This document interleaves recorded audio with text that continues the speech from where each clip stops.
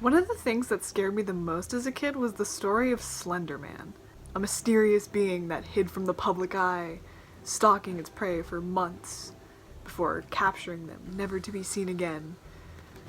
On top of all that, its face was completely blank and white and had no facial features, and it was impossibly tall. As an impressionable youngling, I completely believed that Slender Man was real, and I always thought it would come to get me at any given moment.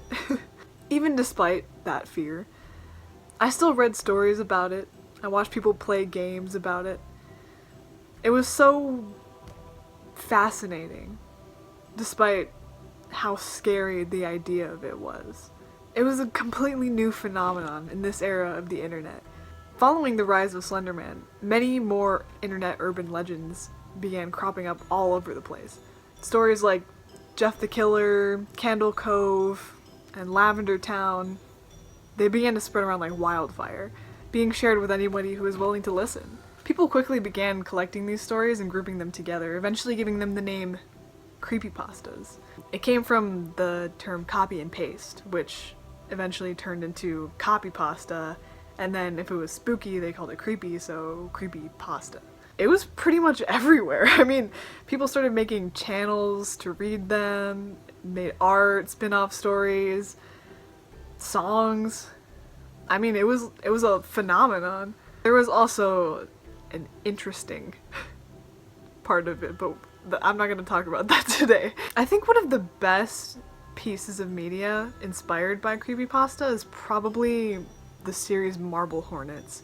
I would 1000% recommend going and watching it, but if you want more of a synopsis, it's basically a found footage YouTube series based around Slender Man, and the characters become proxies, aka they work for Slender Man. I'm not entirely sure how that works. It quickly became one of the most loved creepypasta series, and it had its own fan base and everything. The whole creepypasta thing also contributed to the popularity of horror games on YouTube at the time. If you were anywhere on the internet back then, you would know how insanely popular the game Amnesia was in the gaming community, along with others in a similar vein.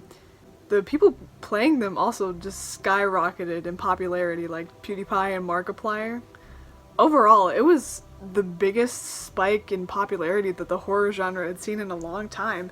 I think with the rise of the internet, there's so much more ability to share between people really quickly. So since horror movies weren't doing as well as they did in like the 80s or whatever, it began the rise once again. These stories and games, they set a precedent for years to come. I mean, Slender presented the whole looking for X amount of things in a certain amount of time while being chased mechanic that so many games use to this day. Internet/technology-based horror also became like a really popular genre.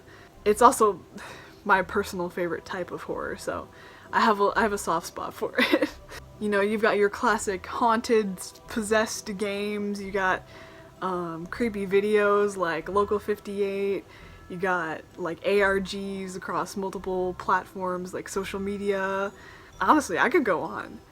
It's like its own little brand of horror, and it all started just from this one thing. That being said, let me talk about some of my favorites. First, Smile Dog. It's so simple, and yet it still kind of creeps me out.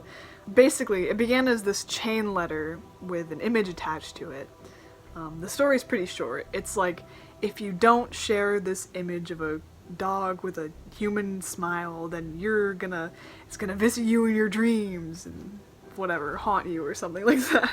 It doesn't really sound scary in theory, like it sounds pretty dumb, but you know, it really does stick with you, you know, until you can wake up the next morning and be like, okay, yeah, that was definitely fake. You just don't know. You have no idea. Imagine if you did somehow dream about it. That would be so scary. Next, 1999. Man, this is probably one of the best creepypastas I've ever read to this day. It's interesting from start to finish.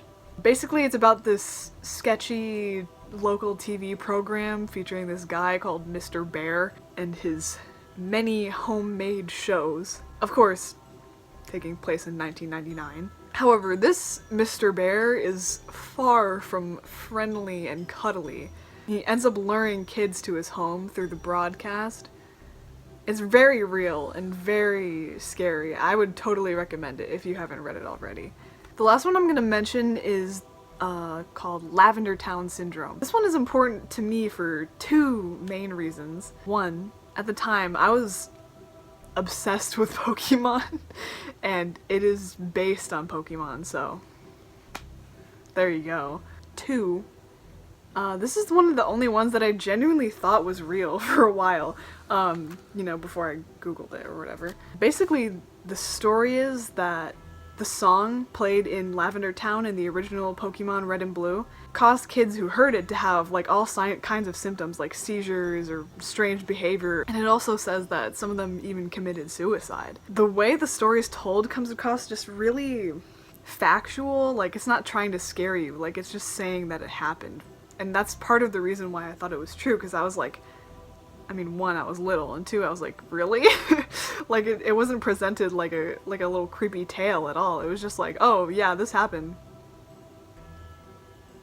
That's it. So yeah, at the time, I just had no idea, and I genuinely believed it. There are so many more that I could talk about, but I don't want this video to go on too long, so I'll cut it off there. I hope this was a trip down memory lane for at least somebody. And maybe you could let me know what your favorite creepypasta was down below, or is. You know, if you still like them. And hopefully, I'll see you guys next time. Bye!